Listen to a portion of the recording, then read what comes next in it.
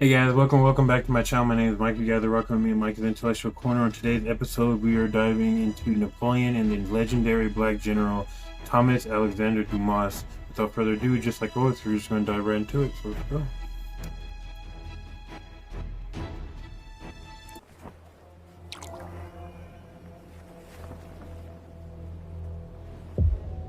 The white sun corrupted the mind, shriveled the throat. Men broke ranks and made their graves in the sand. What madness had driven them into this desert? General Thomas-Alexandre Dumas still asked himself that question, whether incipient ideals of liberty had corralled 50,000 Frenchmen into this ancient land, or merely the blind ambition of their general-in-chief, Napoleon Bonaparte. General Dumas felt the time to rebel was near. And unfortunately, rebelling was his downfall. If you guys know this story at all, it's pretty crazy. So let's go and get into it.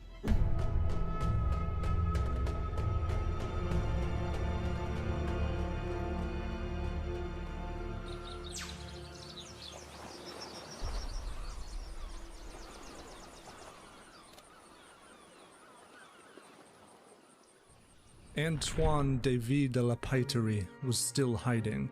Old debts and familial quarrels had pushed him to the backwater streets of western Saint-Domingue 3 decades ago. French-born whites like himself and free people of color populated the colony, staked their livelihood in a Haitian soil that so abundantly sprouted coffee beans and sugarcane, the harvesting of which depended on 500,000 African slaves who lived every day in hell, 12 hours a day under a scalding sun and searing whip. As Europe demanded sweetened tea and powdered pastries, plantation owners found it more profitable to import new slaves than to provide for ones they had already purchased. So here in Haiti, slaves were simply worked to death. Yeah, could you guys imagine just working in that thick, hot freaking islands, air and stuff like that for what 12 to 16 hours a day, probably even longer than that, just working to the point that, and obviously you don't get no medical help, you don't get nothing, you just work. And then you wonder why, a rebellion was imminent and inevitable, and you wonder why these people fought as hard as they did for it. The slaves were simply worked to death. Antoine had purchased his slave to be his live-in concubine. Marie Suzette bore him several children over the years. Now, having learned a great family inheritance awaited him in France, Antoine sold her and his daughters to another man. To gain passage to France, he pawned his 13-year-old son, Thomas-Alexandre, into slavery. The boy never again saw his mother or sisters. After a year of enslavement, Thomas-Alexandre took his first steps on European soil, a kingdom of winding chateaus and cliffside gardens. His father was eager to mold him into a proper count. Mornings in the academy were reserved for philosophy, literature, mathematics, evenings for horseback riding and swordsmanship. In the latter pursuit, Thomas-Alexandre trained under the celebrated Chevalier de Saint-Georges, the mixed-race polymath, a royal composer and the finest swordsman in Europe. White students watched with envy as the muscular Thomas-Alexandre impressed in bouts with St. George. But both teacher and student were... Yeah, if I'm not mistaken, like slavery itself in France, in like actual European France, had been outlawed since, like, I want to say the 1300s, but not in its far-flung, colonies and stuff like that. That was first, obviously in its most highest form. But so for the fact that it didn't matter that it wasn't, it was outlawed, they still viewed them, with intent and stuff like that. So let's see how it goes. With St. George, but both teacher and student were losing their footing in high society. The European idea that physical attributes could constitute a race, which in turn conferred certain competencies, every day crystallized as slavers pushed millions of stolen Africans onto westward ships. Europeans defended their inhumane treatment of Africans by professing their subhumanity. The Black Code had defined French regulations around slavery, how runaway slaves should have their ears removed and hamstrings cut. Now, the King of France, Louis XVI, outlawed mixed marriages and mandated that all people of African descent apply for special identification. No, and that's why to be honest with you, I never really, I know it sounds kind of bad, but I never really cared that he lived like the latter half of his life in terror and all that stuff, and eventually being beheaded. And it just makes me kind of feel a little bit better knowing that that's how he was. And mandated that all people of African descent apply for special identification. Still, Thomas-Alexandre cut a striking figure among the noble class, a powerful 6'1" in a time when the average male height was roughly 5'5". The young nobleman reveled in Parisian high life. Paris was a flickering lamppost, carriage rides to the theater, stiff corsets, and powdered wigs. A metropolis of half-starved peasants and horse dung caked into sidewalks. It was here that Thomas-Alexandre escorted a white woman to the theater, where a naval officer cut in, flirted with his date, and said to Thomas-Alexandre, "In your country they put chains on your feet and on your hands." When he returned an insult, the man's friends tried to force him to kneel and ask for forgiveness. Both men were briefly arrested. Antoine, meanwhile, had developed an obsession with the procurement of fine gems and jewelry, and soon, at over 70 years old, Antoine wed his housekeeper in her early 30s. Thomas-Alexandre made no effort to attend the ceremony, and Antoine promptly restricted funding to his son's Parisian lifestyle. Thomas-Alexandre thus set out on another path. I mean, can you kind of blame him though? Like, you say you sold him into slavery for 2 years. You didn't have to do that, but you did it. So, you blame him?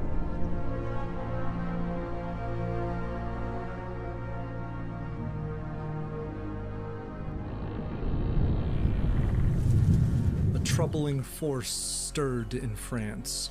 Famine and storm ravaged her peasantry, and the crown, drained from its involvement in the American Revolution, neglected to answer their cries for aid.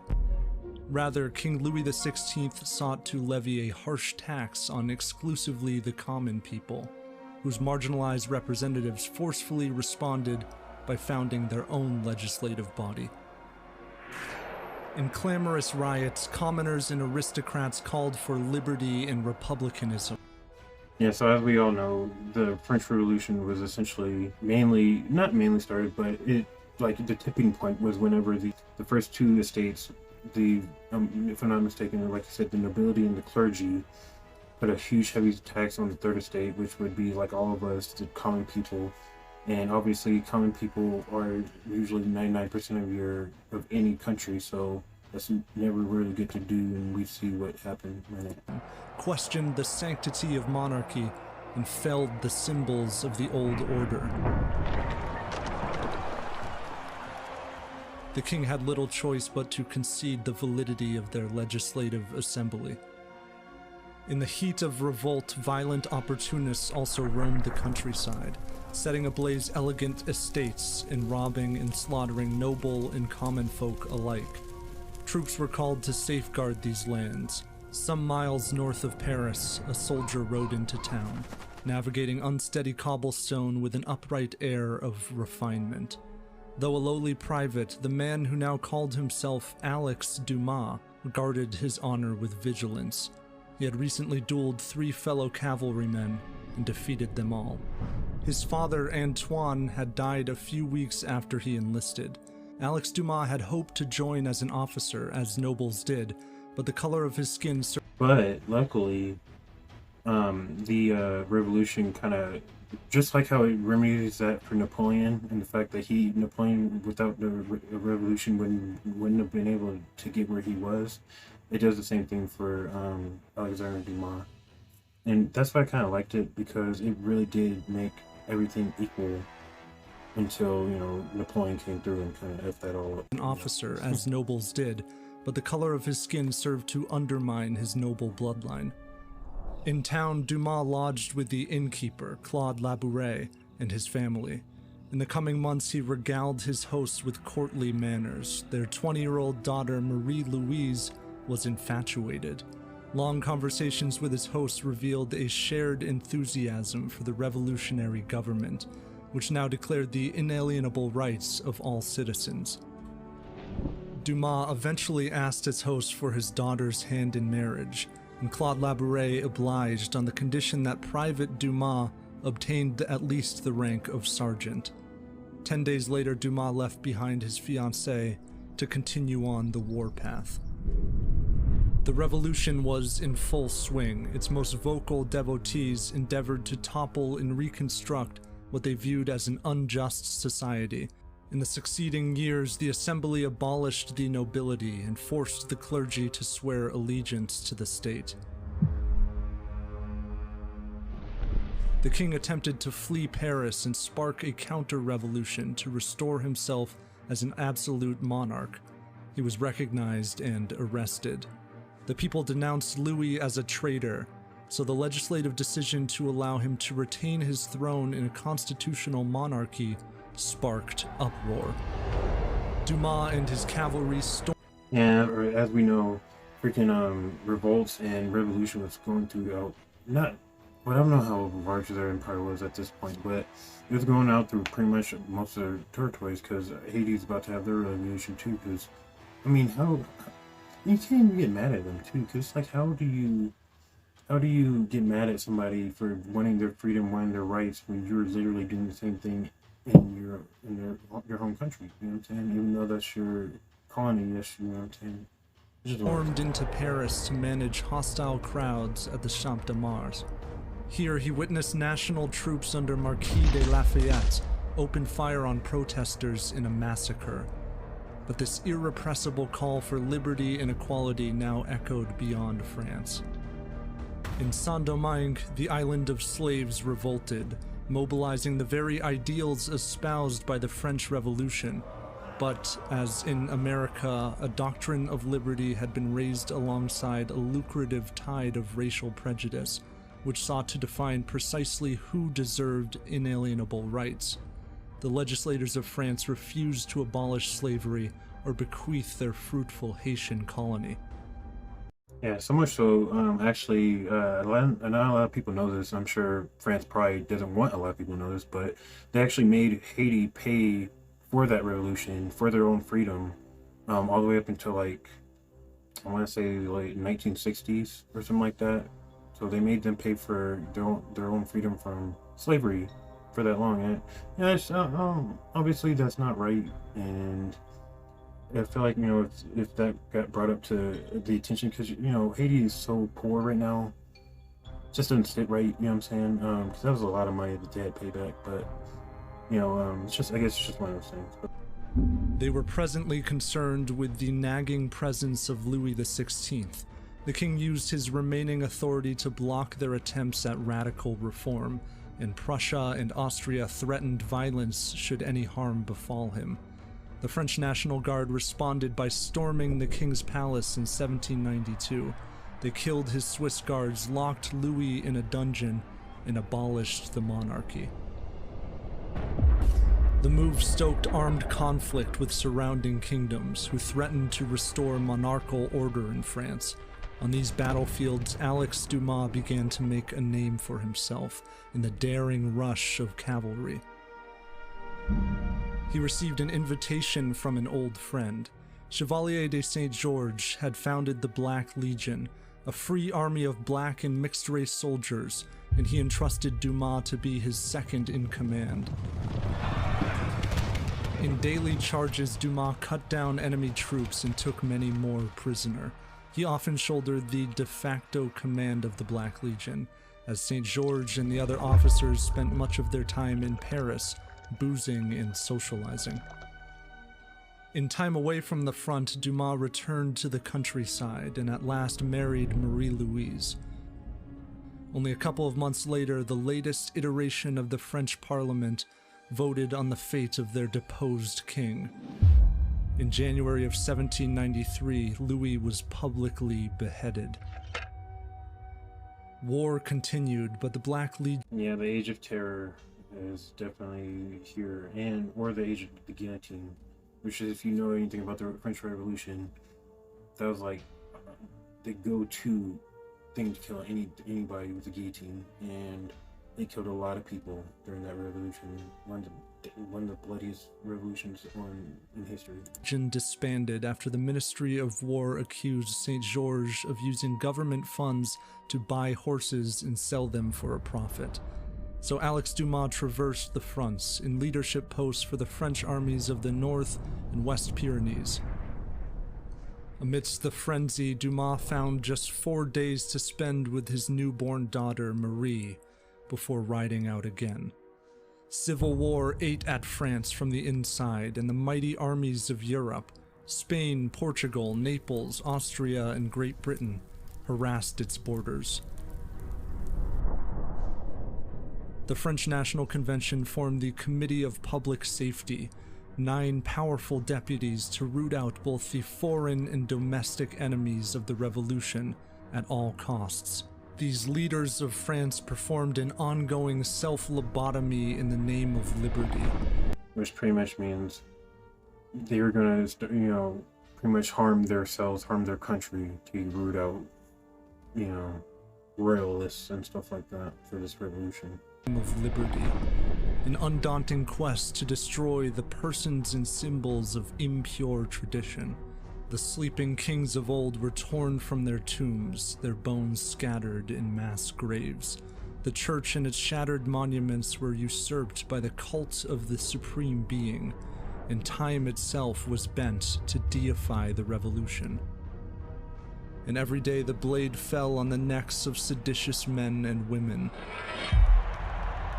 their heads held aloft as the prized fruit of the revolution. Proof of their sedition mattered little.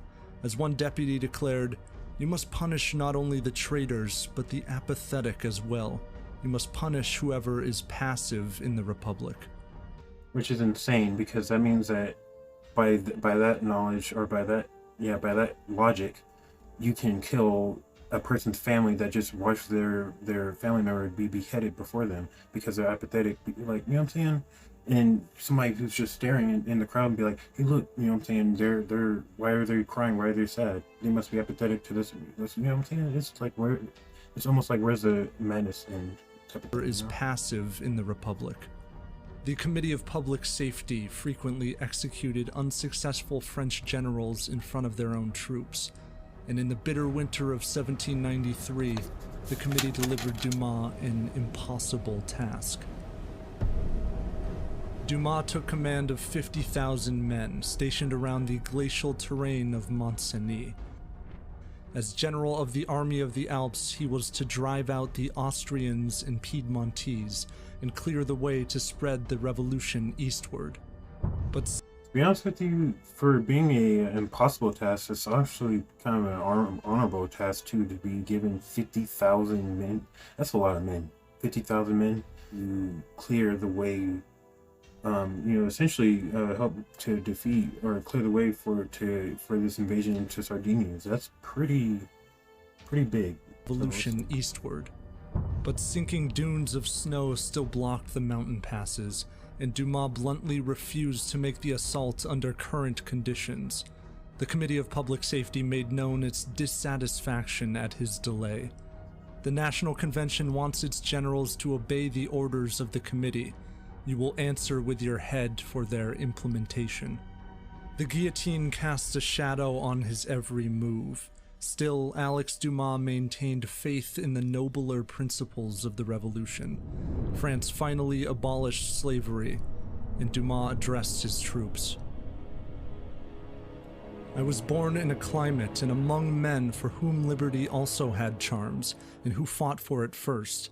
Sincere lover of liberty and equality, I will be proud to march out before you, and the coalition of tyrants will learn that they are loathed equally by men of all colors." I mean, that's because all men are equal. Like, all men just want to be able to self-govern and the right to, live their own life the way that God intended us to with free will and everything else. You know what I'm saying? So it's just one of those things where, you know, why I think that just because somebody's a different color, literally the only thing that's different from me or you is our color. Not even my hair is different. My hair's just curly. That's still, like, you know what I'm saying? Like, that's the only difference. It's just our skin color. So it's just crazy. After months of fateful negotiation, Dumas made his assault. A detachment of French troops faced the long and treacherous pass up the mountain, beset by violent winds and enemy spies. They shuffled along ice cliffs that dangled over black chasms. Then, the crack of enemy artillery split the French line. Soldiers tumbled into the abyss, others bled out in snowbanks. As night approached, survivors scaled their way back down the mountain. General Dumas would not abandon the mission so easily. In the coming weeks, his troops captured a key pass and an enemy fort. The enemy still held the summit. French troops, cloaked in white camouflage with iron crampons fixed to their boots, followed closely as General Dumas scaled cliffs of ice. Upon finding the enemy encampments, they raised their bayonets and charged. Dumas took the mountain and 1,000 prisoners. He became a national hero, but soon the Committee of Public Safety ordered him to Paris. No reason was given. Perhaps his presence at the Champ de Mars massacre had raised suspicions. At any rate, a sham trial and execution almost assured. It has to be so scary to be, you know, have to live with the fact that no matter what you do, you could always be beheaded. And being beheaded is just such a scary way to die. You know what I'm saying? You don't know if that stuff hurts. You don't know how long you live, all that stuff. It's just, just scary. Hurriedly awaited him. During this time. He delayed his return, and by the time he arrived in Paris, the committee was collapsing in on itself. Its most fanatical deputies were themselves executed. France effectively abandoned the committee and much of its violent radicalism. Nowhere had their so-called reign of terror been more pronounced than at General Dumas' next posting. The pious French region of Vendée had resisted the revolution, the abolition of their church and forced conscription. Amidst civil war, French national soldiers aimed to exterminate the region's inhabitants. To conserve God, if you guys know anything, again, if you guys know anything about the French Revolution, the province of Vendée, it's just definitely really bad. What French people did to their own people was just horrible. Definitely some atrocities about to, I guess, be seen this region's inhabitants. To conserve ammunition, soldiers had organized mass drownings of civilians, priests, nuns, women, and children included. Dumas took control of this army of the West and saw firsthand the victims of its barbarity. Dumas refused to conceal the dark reality perpetrated on behalf of the revolution. He reported that the hellscape was not merely the result of improper training. The evil lies deeper in the spirit of indiscipline and pillage that rules throughout the army, a spirit produced by habit and nourished by impunity. General Dumas significantly reduced war crimes when he replaced officers and mandated training in soldiers' ethics. Yeah, you have to have at least a little bit of honor while being in the army. Like, that's the thing. Like, so many of these armies back then, just especially out west, they just lacked that honor. There's your occasions, especially like Belisarius, the way that he commanded his Roman army, Byzantine army, awesome. But there's so many of them that just put morals to the side and just let them run loose, and it's just crazy. He quietly returned home to recover and accepted a new post along the Rhine. In a year, his wife gave birth to a second daughter named Louise. He cherished his family time and then ventured east to join the French army of Italy under its 27-year-old commander-in-chief. Napoleon Bonaparte controlled battlefields with magnetic decisiveness, imbued each victory with a rousing sense of destiny. He had conquered Milan and rebuilt its society on more egalitarian revolutionary principles. Unlike the throngs of Napoleon's acolytes among the French ranks, Alex Dumas felt little admiration for the man. To supplement supplies, Napoleon encouraged his soldiers to loot the very towns they claimed to liberate. They robbed impoverished locals and gutted Milan of its precious artifacts. As the French took unfortunately, this was a part of Napoleon's strategy when it came to his Grand Army and his the way that he ran his different deployments and stuff like that. This was a key part of it, was them living off the land. So apparently Dumas didn't like precious artifacts. As the French took northern Italy, Dumas publicly clashed with his commander-in-chief. He noted that pillaging often invited the abuse and murder of civilians. He also took offense to Napoleon's right-hand man downplaying his exploits in battle. General Bonaparte finally demoted Dumas, had him tucked away in some cavalry division on the front lines. Dumas... Unfortunately, this was definitely the starting nail in his downfall. And I wish he would have just stayed loyal to Napoleon. If he would have, you could have only imagined what his presence in the Napoleonic Wars would have just done for black people being able to be seen in military and or prestige and stuff like that. You know what I'm saying? Because he was a very amazing general. You know what I'm saying? We're about to see some really amazing things, I think, because I know his story a little bit, so I know he has a battle he's about to have. And I know he was in Cairo too with Napoleon. On the front lines. Dumas then received a grave letter from his wife. He answered back, "To the only one I care about in the whole world, my virtuous friend, you have told me about an event that tears away half of my existence. I am still trembling." His 13-month-old daughter Louise was dead. When the soldier's tears dried, he rode out again into the looming Alps. With a lethal sword and trusted musket, he indulged in the anesthesia of battle. The Austrians began to dread the man who hunted them so relentlessly. They called him the Black Devil. To drive the Austrians out of Italy, the French needed to take a bridge which hung over a flowing river by the village of Clausen. Austrians rained down fire on Dumas and his dragoons as they passed through. Dumas spurred his steed and charged the bridge with his aide-de-camp Dermancourt. Across the bridge, the two found themselves cut off, ambushed. Dermancourt was struck in the shoulder. Austrian snipers fired on the charging Dumas. Bullets met flesh and he tumbled into the dirt. An enemy called out, "The Black Devil is dead." In the still of battle, a weary arm rose from behind the fallen horse. Dumas returned fire. The Austrians stormed forward. With saber in hand, Dumas blocked the bridge. He swung with masterful ferocity, pierced and cleaved his challengers, and cast several into the river below. His attackers slashed open his head and thigh, but he refused to fall. At last, French reinforcements sent the Austrians fleeing. As hot blood ran... Yeah, because you gotta remember, he was classically trained by one of the best fighters in the country. So. And from his wounds, Dumas mounted a horse and chased the enemy into the woods for hours. He and his men took 1,500 prisoners that day. When Napoleon learned of the bridge battle, he hailed Dumas as a hero and promoted him. Napoleon pressed on to cripple Austria and forced them into a peace treaty that ceded vast swaths of land to the Republic. Yeah, see, stories like that, they need to be brought out a lot more, because, I mean, how is that?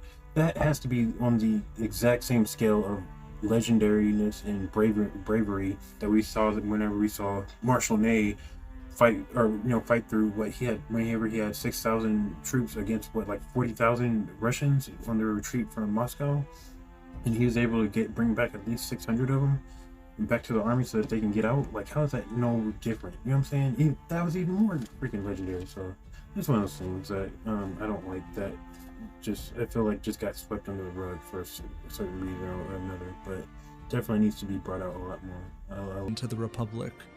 Dumas would return home to his grieving wife and daughter. In 1798, he arrived on the docks of the southern French coast. Napoleon had assembled an invasion force, its mission so swaddled in secrecy that the 50,000 men aboard its warships were themselves ignorant of their destination. Napoleon at last addressed them. "Soldiers, the eyes of Europe are upon you. You have a grand destiny to fulfill, battles to fight, dangers and trials to overcome. The genius of liberty that has made the Republic since its birth, the arbiter of Europe, desires that it also be the arbiter of the seas and of the farthest lands."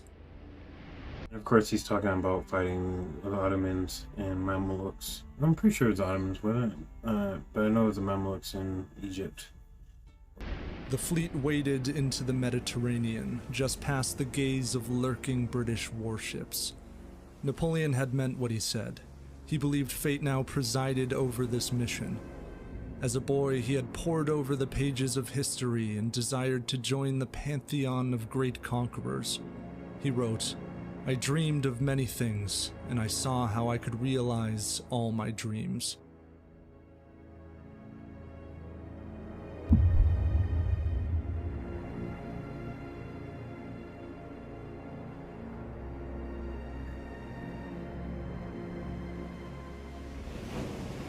On a starless, gusty night, French longboats careened over violent seas.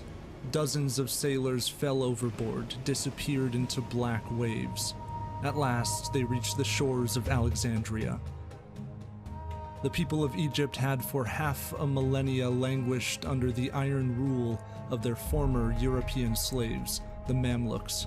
Napoleon fashioned himself their liberator. Napoleon had selected Dumas to lead the army's cavalry, but for now General Dumas marched on foot with the others. Horses and artillery would be brought ashore when the seas calmed. The Mamluk rulers panicked upon seeing the invasion force. With rifle in hand, Dumas led a contingent of troops over the walls. Within a day, the city fell under French control.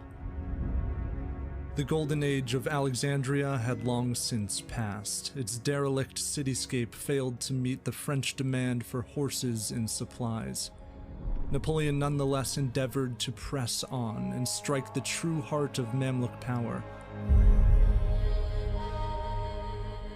The long walk to Cairo began with a 3-day march to Damanhur, across a burning desert. Clothed in wool with limited water, the infantry marched first. One officer recalled, "After an hour's march, the soldier is overcome by the heat and the weight he carries. He unburdens himself, throwing down his rations, focusing only on the present with no thought of tomorrow. When thirst comes, he finds no water. That is why, in the horrors of this scene, you saw soldiers die of thirst, of starvation, of heat, while their comrades, on seeing this suffering, blew out their own brains."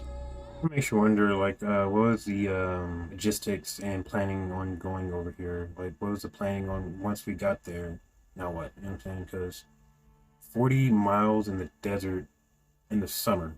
So I'm pretty sure this happened in July. Kind of seems a little crazy, you know what I'm saying? But let's see. Bedouin raiders stalked these dunes, dragged away French stragglers who dared lag behind. General Dumas rode out to pay their ransom, whereupon Napoleon learned that any prisoners who hadn't been decapitated had been violated.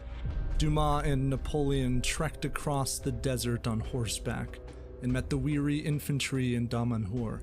The way to Cairo was 100 miles more, and most of the cavalry still lacked horses. In full view of his troops, Dumas cast down his hat and stomped it. He shouted that the French government had deported them all on an aimless suicide mission because they feared the rise of Napoleon. Napoleon had, in fact, orchestrated the expedition himself, but Alex Dumas' concerns about the mission's practicality had struck a chord. In the dead hours of the night, several generals gathered in his tent. In hushed voices, the men decried the absurdity of taking a desert in And unfortunately, I really wish he wouldn't have done that. I really wish he would have just stayed loyal to him, because if he knew that they did that, then he should know that he is a very powerful man, and that You should probably be on his side anyway. At least play neutral. You know what I'm saying? Don't let it be. I just feel like, history could just been so much different. July, they considered confronting Napoleon and refusing to carry on past Cairo. The march to Cairo brought new afflictions. Dysentery eviscerated the troops, and trachoma left thousands blind. On July 21st, after a 13-hour march, the battle for Egypt appeared before them. Across the sands stood 10,000 Mamluks, drawn up on horseback with glistening swords. Napoleon rallied his troops and gestured towards the ancient horizon. Soldiers, from the height of these pyramids, 40 centuries look down upon you. Napoleon pulled his troops into infantry squares. The French fired at the Mamluk stampede from all directions. Within a few hours, Napoleon stood victorious on a smoldering battlefield. Generals Dumas and Joachim Murat chased the last remnants of Mamluk rule into the desert. French scholars were free to scour pharaonic monuments and tombs and study the long-forgotten script that covered ancient relics. Napoleon conferred on Cairo the benefits of a modern French republic. Egalitarian laws were accompanied by hospitals, sanitation measures, and bakeries. At the same time, Napoleon made no effort to infringe on the lucrative slave trade that had flourished under the Mamluks. He was troubled by another matter, one that he now decided to confront.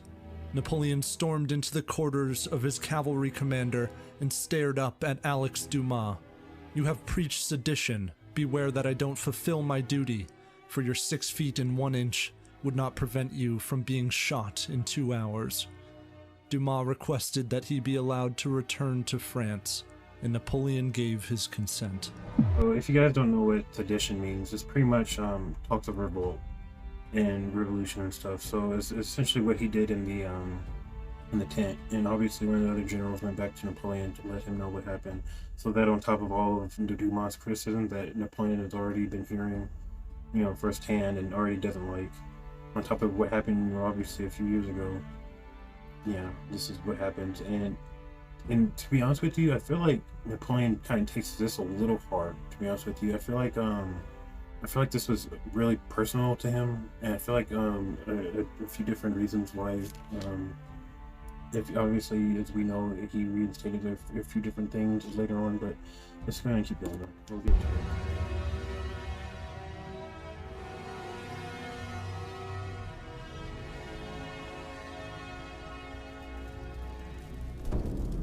The night sky over Alexandria awoke with fire. The British had attacked the stationary French armada and exploded the ammunition stocked in Napoleon's ship, Orient. The men aboard were incinerated. The decimation of the French fleet effectively left Dumas and the other troops stranded in North Africa, with a population that began to resent French rule. Napoleon had proclaimed himself an emissary of Mohammed. Many Egyptians greeted his claims with derision and his secular reforms with reluctance. Religious leaders now decried the French as infidels and ordered the death of all Frenchmen. Cairo erupted. In the bloody conflict, Dumas took a rebel headquarters and helped subdue the revolt. In early 1799, Alex Dumas hired a Maltese sailor for transport back to France, along with a few dozen wounded French soldiers. He provided extra funds to make repairs to the vessel. General Dumas climbed aboard with grinding bones and weary muscles. He longed to return to Marie-Louise and his daughter. As the vessel drifted north, the deck trembled and groaned. The hull dipped deeper into the sea. Water flooded in. The Maltese sailor had apparently pocketed the repair money Dumas had given him. Dumas ordered cannons and horses thrown overboard to lighten the burden. An ocean storm thrashed their unsound vessel about. The crew elected to turn into the nearest Allied port, the Italian city of Taranto. Leery officials met them on the docks, placed them in custody. Without explanation, they moved Dumas to a stone cell. If I'm not mistaken, isn't that in what was in the Kingdom of Naples? If I'm not mistaken, because didn't they own like the whole southern tip of the peninsula? And if I'm not mistaken, at this time that was in enemy hands. Days passed, weeks. A barred window afforded him an ever-present view of his armed captors, and let in the rain and coastal winds, which dampened the straw on the stone bench he used for a bed.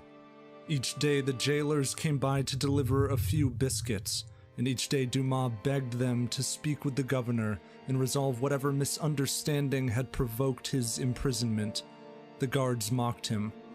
Taranto had, in fact, fallen into enemy hands, a counter-revolutionary movement called the Holy Faith Army. In their attempts to restore the local king, the army massacred those they suspected of dissent, liberals and Jews. Dumas used his outdoor time to pace in the sun and to think, until one day the guards came to bolt his cell door shut. The dark months seemed to bleed together in squalid isolation. Dumas lost sight in one eye, hearing in one ear, and half of his face became paralyzed. The release of death felt close. He wrote often to Marie-Louise, divulging paranoid suspicions that his captors were poisoning him. His jailers apparently never sent his letters. So the world passed into the 19th century, and French wars raged on without Dumas. For a fact, though, she really, really did love him, because if I'm not mistaken, she was still there whenever he got out, because they would end up having another child, a boy, if I'm not mistaken, honestly. Upon invading Italy, General Mirhas scattered enemies and secured the release of all French prisoners of war. In March of 1801, Alex Dumas limped out of prison, 39 years old and broken. In Paris, Dumas reunited with Marie-Louise in belated embrace.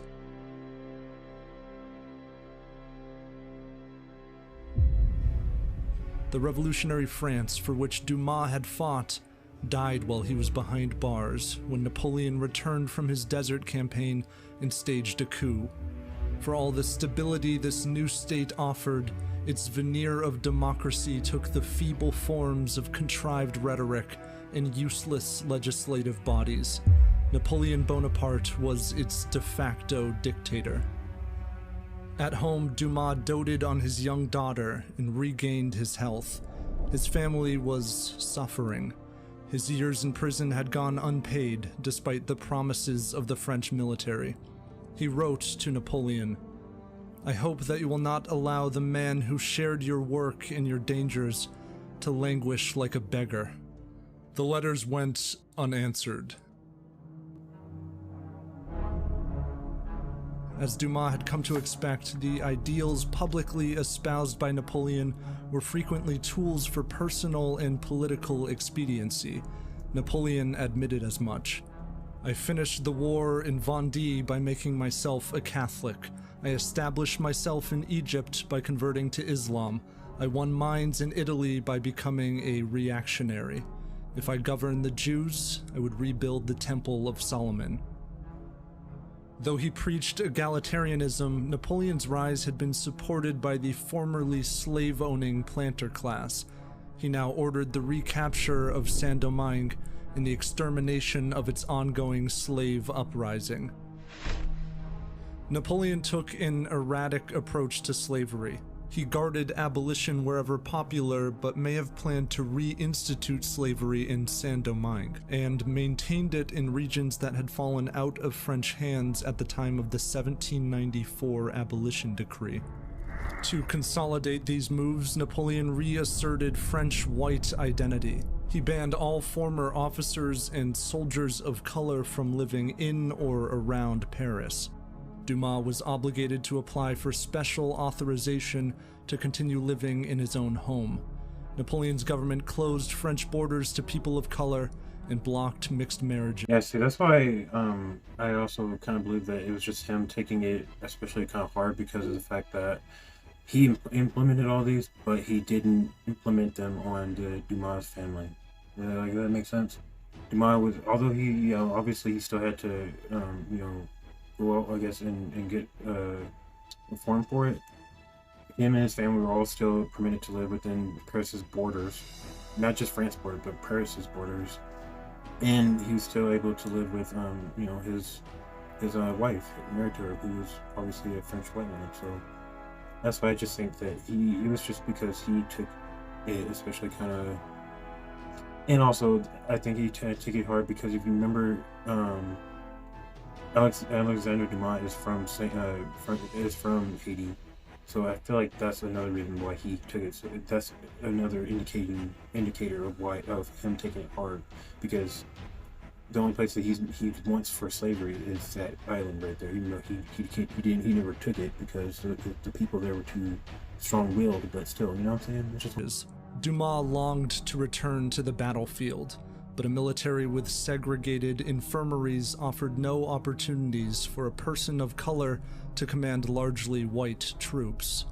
Napoleon ignored Dumas' offers to fight. Dumas' family was intact for now. He welcomed a son, Alexander, into the world in the summer of 1802.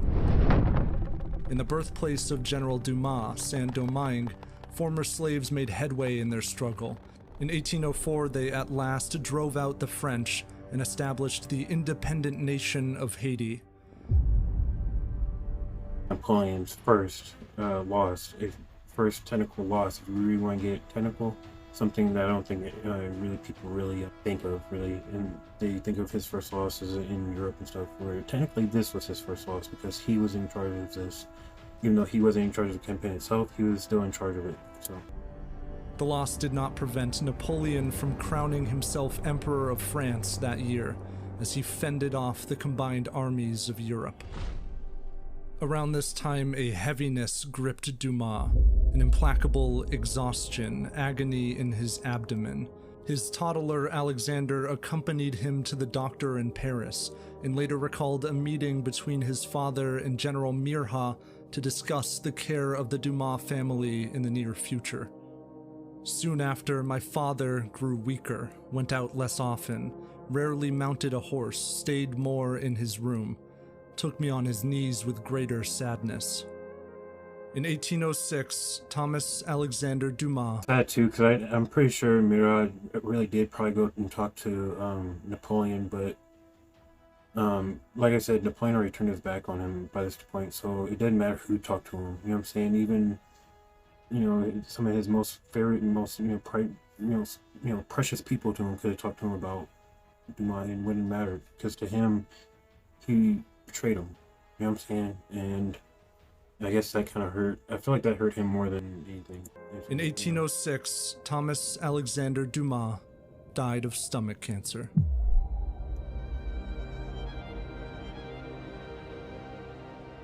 His family sank into poverty. Marie-Louise wrote incessantly to Napoleon concerning the military pension owed to widows of generals. A sympathetic general finally mentioned her case to Napoleon directly. The emperor stomped and said, "I forbid you ever to speak to me of that man." And that's another indicator of why I think, because Napoleon only acted like a child and stomped around whenever he really cared about something. And I say that because we saw him stomping around whenever the Austrians came to him about the secessions before they joined the very last coalition. When they wanted him to give up pretty much everything outside of the borders of France. And he stomped around like, hell no, you know what I'm saying? So that's another reason why I think he cared more than people probably really think about it. So Marie-Louise took a job in a tobacco shop, all the while struggling to support the young Alexander. She often spoke to him of his father, the stories of his Herculean exploits in battle. General Thomas-Alexandre Dumas had lived in a season of revolution, when men began to champion the idea of universal rights and liberty. He died in that vast chasm between their grand promises and bleak reality. The young Alexander became one of the most accomplished novelists in history. In sprawling adventures, he imagined a world not so unlike the one for which his father had fought. a world where villainy was met at every corner with justice and truth. Yeah, if you guys love the Calamari Crystal, he also wrote The Man in the Iron Mask and the Three Musketeers, if I'm not mistaken. So he's a very accomplished author, and very famous in his writings.